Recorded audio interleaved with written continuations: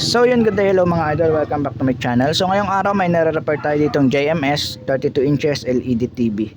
So itong TV natin na nare-repair, galing na to ng ibang technician. Not to mention na yung shop na pinaggawa na to dati. At wala pa isang buwan, nasira daw ulit at dinala nga dito, no. Pagbukas natin, ito yung nakita natin. Yan, kung mapapansin nyo, yung mga punding backlight lang yung pinalitan. So kinausap ko yung may-ari na kailangan palitan to lahat para tumagal yung buhay. Pero panoorin nyo yung ating video dahil hindi lang to basta pagpalit ng backlight. May idea tayo dito, may share tayong idea para mas tumagal yung buhay ng backlight. So ang ipapalit kong backlight kasi dito mga idol ay universal. So isa-isa natin ikakabit to, tapos mag-jumper na lang tayo ng wire. So mas mura rin ang universal, no. Kung gusto mo ikaw ang gumawa ng TV mo, so mag universal ka na lang, tapos isi-series mo na lang yan. So ang backlight na to 3 volts lang bawat isa. So bakit ko ba share tong video na to? Kasi backlight problem lang naman, alam naman natin na madali lang. Hindi ko na sana siya i-share, pero mayroon akong i-share dito na mas makakatulong para mas tumagal yung buhay ng backlight. So kapag kinabit mo kasi ito isa-isa mga idol, may chance na uminit yung backlight at napundi ulit kahit bago yung ipinalit natin. Pero pag napanood mo tong video natin, so maliles yung init ng backlight. So gagamitin pa rin natin yung dating strip. Kasi ang ano na to mga idol, plastic. Ayan o. Hindi to nag-absorb ng heat. Hindi siya gaya ng ibang LED TV na metal. Kahit wala na to, kabit mo yung backlight dito na isa-isa. Ayan, kabit mo, putulin mo to. Kabit mo yung isa-isa. So kasi ito na lang yung nag-absorb ng heat. Napakaliit na lang ng heatsink niya. Pero kapag ang frame ng inyong TV ay metal, so okay lang kahit wala na to. Kasi mag-absorb naman yung metal natin sa heat. Ma-absorb niya naman yung init. Ita-transfer niya doon sa metal na frame ng TV. So pero ito ay plastic yung TV niya. Plastic yung pinaka frame. So ang gagamitin natin is ito pa rin, yung dating strip. So kailangan natin to ibalik para yung init ay maliles. Mababawasan, marireduce niya yung heat ng ating backlight dahil maliit na lang yung pinaka heatsink ng backlight natin. Wala na siya pagtatransferan ng init. So ang kailangan nyo lang gawin, tanggalin nyo lang to. Tanggalin nyo lang lahat. Kahit wag nyo natanggalin yung mga LED beads. Then baligtarin nyo lang. So ito meron na tayong nakabit dito dalawa. Pag binaligtad nyo, dyan nyo itatap yung ating universal backlight. Isa-isa. Ipapantay nyo lang siya kung saan nakatapat yung ilaw. So dito lang sunod. Then yung sumunod dito. Then sumunod dito. Yan. Ipapantay nyo lang siya kung saan nakatapat yung ilaw para sakto sa butas. Kasi yung ginawa ng unang technician, pakita ko na rin. Parang pinaglaruan kasi ito eh. So yan o. Yan, nilipat niya na rin yung butas dito. So ito yung dating butas. Ayan pang isa. Then bali-bali na yung kanyang holder ng LCD. Ayan o. Bali-bali, parang pinero sa ata to. Ayan o. Bali na yan mga idol, no. Bali-bali na siya. Dito yan nakakabit sa gilid. Pinersa siguro yan. So kabit na natin to para makita nyo, no.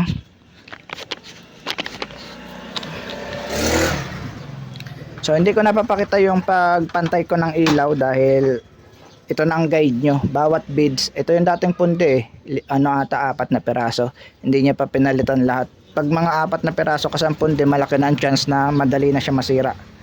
Madali nang may mapupundi ulit. Halimbawa bago nga ang pinalit nyo, kunyari napundi yung 1 piraso bago ang pinalit nyo. So malamang yung katabi niya na naman yung susunod na mapupundi kasi yung katabi or yung dito ay mga luma. So isa lang ang bago. So ang pinalit niya nga rin luma, nandito pa yung pinalit niya. Ito. Nagpalit siya ng backlight pero luma rin yung ipinalit at saka hindi aluminum yung likod. Yan parang board lang na pinutol-putol. So mahinang klase yung ganitong backlight. Yan umiinit nga. May mga part na sunog. Kaya kapag universal ang ikakabit yung backlight sa plastic na frame, lagyan nyo ng heatsink. Ito na rin yung gamitin yung heatsink para may mapag-transferan lang siya ng init. So kapag ito kasi ang ginamit yung heatsink, sukat na yan dito mga idol. Pag binaligtad mo, di ba nakaganon siya? So baligtarin mo lang kasi yung butas na to, yung tornilyuhan ay doon din tatama sa dating tornilyuhan niya. Ayan. Ayan. Sakto pa rin siya dito.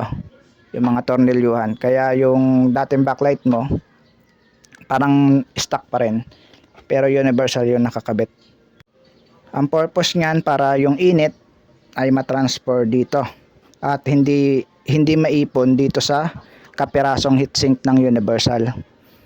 Kasi yung dati mas malaki ang heatsink, no.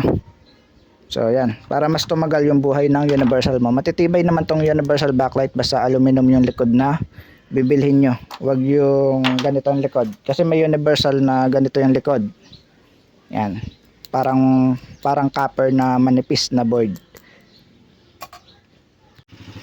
So ito na, na-align na natin. Lalagyan na lang natin ng wire paikot. Positive, negative, positive, negative, papunta sa positive. Positive, negative lang hanggang makarating kayo ulit dito. Tapos na natin ikabit yung backlight nya. So ganyan lang, no. Dito yung positive natin. Negative, positive, negative, positive, negative, papunta siya sa positive, negative, positive, negative, positive. Yan, may mga nakasulat naman. Ito yung positive at yung negative yung guhit. Yan, positive, negative, positive, negative, positive, negative hanggang makaikot ulit tayo dito. So itong black yung negative natin at yung red ang positive. Ay, itong isang black pang series lang to. So tatanggalin na pala natin to. Ito pala yung negative. Yan. Ito ilalagay natin dyan. Tapos yung red ilalagay natin dito. Yan, paikot lang yan. Kaya kapag napundi yung isang backlight, hindi na iilaw lahat kasi putol na yung circuit. So, ganyan ginagawa ko kapag plastic yung frame. Binabalik ko yung dating strip, LED strip. Ginagamit ko yung heatsink na to para ma-absorb ng ating mga universal backlight. Pag uminit, kasi umiinit ito mga idol kung ilang oras sila manonood, diinit ito. So, madali mapundi yung backlight mo kapag mabilis uminit or laging umiinit, mas mabilis siyang masira. So kapag ganyan, may heatsink siya, at least marireduce yung heat. So mas tatagal yung buhay ng universal backlight. Pero kapag ang gamit nilang TV ay bakal itong pinaka frame, ito kasi plastic eh. Yan, no. Try natin yung screwdriver. Yan, plastic yan, no. Hindi yan dumidikit. Ibig sabihin plastic. Yan, yung tunog pa lang plastic na. So hindi naman lahat plastic, no, yung iba bakal. So kapag bakal, pwede nyo nang dikit sa mismong heatsink, ay sa mismong frame kasi ayun ang pinaka heatsink niya, yung frame. Pero kapag plastic, so ibalik nyo yung dati para mas tumagal yung buhay ng backlight. Yan, para iwas back job tayo. So ganyan yung idea natin na share. Ewan ko lang kung may gumagawa ng ganito, no. Binabalik yung strip or nire-recta na siguro nila dito. Maganda rin kasi nakabalik yun mga idol para lapat na lapat yung pandikit ng ating backlight. Tsaka yung mga butas, yung dating butas, sentro pa rin. Ayan, o. Sentro pa rin. Matotornilyuhan nyo pa rin siya. Tsaka lapat na lapat yung pandikit. At saktong-sakto siya sa butas natin dito. Dahil parang stuck pa rin yan eh, oh. Hindi ko na tinanggal yung lumang mga ilaw. Ang tinanggal lang natin yung ito. Yung mga ganito. Para pwedeng baligtarin. Nakaangat naman kasi yan, no? May ano siya. May parang kanal. Tapos tutungkod tong lagayan ng tornilyo dito. Kaya okay lang kahit hindi mo natanggalin to. Yan. So dito may tornilyo rin yata. Pero hindi ko na ikakabit. Yung may mga... Kasi natakpan na siya ng ano. Itong ating ilaw. Pwede na patayo mo ilalagay. Pero mas gusto ko pahiga para mas madali niya ma-absorb yung heat. Matutornilyohan pa rin naman yung ilang butas. 1, 2, 3, 4, 5 butas rin naman. Hindi naman yan mahulog. Bali binalatan ko na yung dalawang wire natin. Yung positive and negative ng backlight. Tapos yung isang itim. Pang series lang yan. papunta dito, kaya hindi na natin kailangan to. Tinanggal ko na. Ito na yun eh. Yan o. Yan ang ginamit natin pa series. So ngayon testing natin kung umiilaw ba lahat. Baka kasi may baligtad, hindi ilaw. Baka kasi nasara na natin, saka lang natin nalaman na hindi umiilaw. Testing muna natin bago natin isara. Positive dito, kailangan umilaw lahat. Ayan, umiilaw naman lahat. So naka-flash kasi yung cellphone kaya hindi yung makita. Patayin natin yung flash ng cellphone. Testing ulit natin, walang flash yung cellphone para makita yung liwanag. Ayan. So nag-under, ano tawag diyan?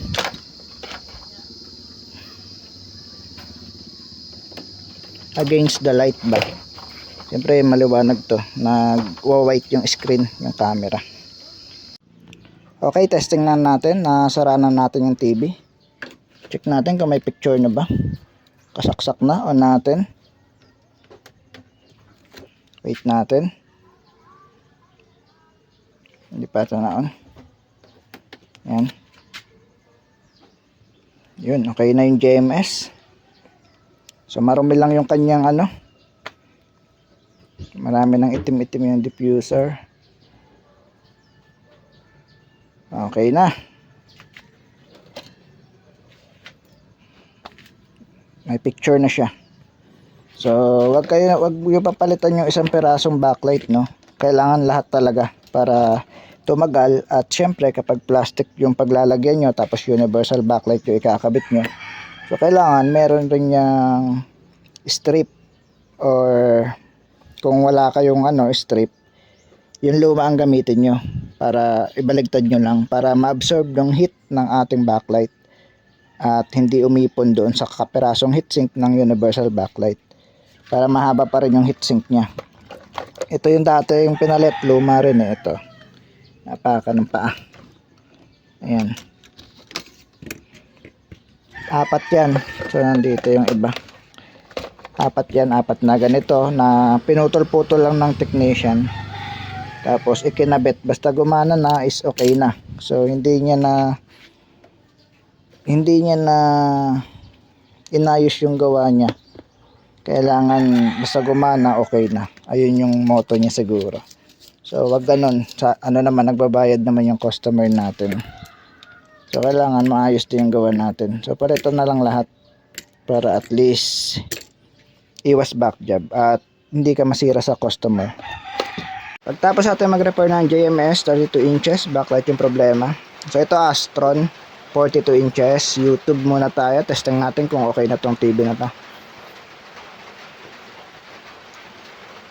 Cut ko na yung video.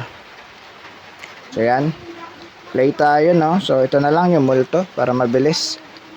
Ano lang natin, cut na lang natin yung mga video para hindi tayo makopyright. Wait natin, volume natin kung may sound. So ang bagal ng signal, naglo-loading lang. Loading lang yung ating YouTube. Wait natin, cut ko muna. Ayan. So okay na siya, may sound na siya. Wala lang to sound. Sa Ariel, pinagamit pinalaki na, pero same price. One wash minis Ariel na abot sa katapusan. Imposible?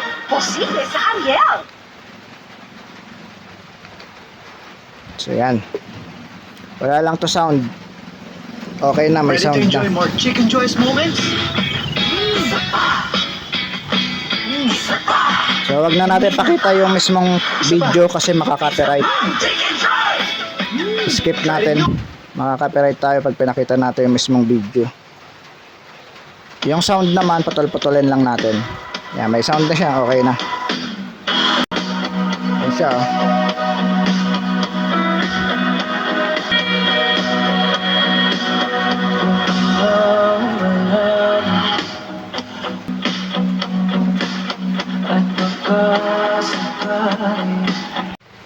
So pause muna natin kasi baka makopyright tayo sa music. So ayan yung video niya, buo na yung screen at may sound na rin. Yan. Kasi hindi ko pwede pakita yung video dahil makaka-copyright tayo kapag pinakita natin yung video. pati yung music. So hanggang dito na lang mga idol, testing ko pa yung TV. Another TV repair, backlight problem ulit, Changhong 32 inches. So galing na naman ng ibang technician. At ang pinalitan lang yung pundi lang. Ayan. Tapos 1 trip ang binayaran. So nagbabayad naman yung customer ng tama, pero ayan o. Ayan yung nakabukol eh. So malamang ito lang yung pinalitan. Ayan. Tapos ito. Itong isa. So nakaklip pa eh. So ingat na lang sa mga ganitong klaseng technician. So hindi naman tayo sa naninira, pero kasi yung customer nagbabayad naman ng tama, kaya dapat tama rin yung repair natin or paggawa. Dapat maayos rin. Kasi baka strategy niya yun para bumalik. Kasi magkaka-backjob talaga yan mga idol kapag isa o dalawa lang pinalitan mo. Yung pundi lang pinalitan mo. Kasi yung dalawa na yan, ito lang yung bago. Paano yung katabi niya? Kasi may lifespan yan, no? May life hours yan na tinatawag. So kung hanggang doon na lang yung buhay ng backlight kapag napundi yung isa, so malamang ito malapit na rin yung katabi. Kaya kailangan palitan nyo lahat. Ayan, maitim na. Pundi na nga tong katabi. Ayan. So kapag ito lang pinalitan ko, malamang susunod dito ito. So sunod-sunod na yan, kaya hindi na tumatagal. Mas okay na palitan nyo na lang lahat. Siguro strategy nyo yun para after 1 month babalik yung TV, or wala pa, 1 week lang babalik yung TV at panibagong bayad ulit. So dito palit lahat dito. Palit ng backlight lahat dito para iwas backjob. Isang gawaan lang natin. So kaya pala lahat ng galing doon hindi na binabalik doon kasi hindi tumatagal daw. Dito dinediretso. Ayun pala, ganito ang gawa nila. Isa-isa lang yung pinapalitan. Sa tingin ko alam rin naman ng technician na ganun yung mangyayari, pero baka sinasadya niya na isa-isa lang yung palitan o dalawa. Kung alin lang yung pundi, ayun lang papalitan niya para bumalik ulit yung TV. Baka ganun yung ano niya, mindset. So hindi natin sure, pero baka ganun. Changhong 32 inches, backlight problem. Saksak natin kung okay na siya. On natin. Tingnan natin kung may power na. May power na. On natin. Yan. Nag-on na siya. Wait natin. Yun. Okay na. Wait natin kung may display. Picture yun. Okay na siya mga idol. Malinis. Backlight problem lang naman to. Galing ibang technician, pero dalawa lang yung pinalitan. Ito lang. Yung pundi lang. So recommend ko palitan nyo na lahat, kasi hindi na rin kasi tatagal kapag pa isa-isa lang yung palit natin, or kung pundi lang yung papalitan natin. Yan.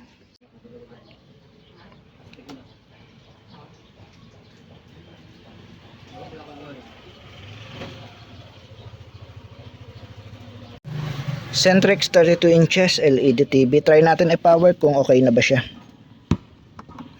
Power natin. Soon.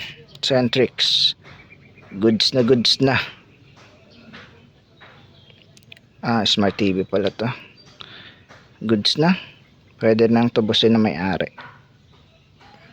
Wait natin matapos yung kanyang naglo-loading pa.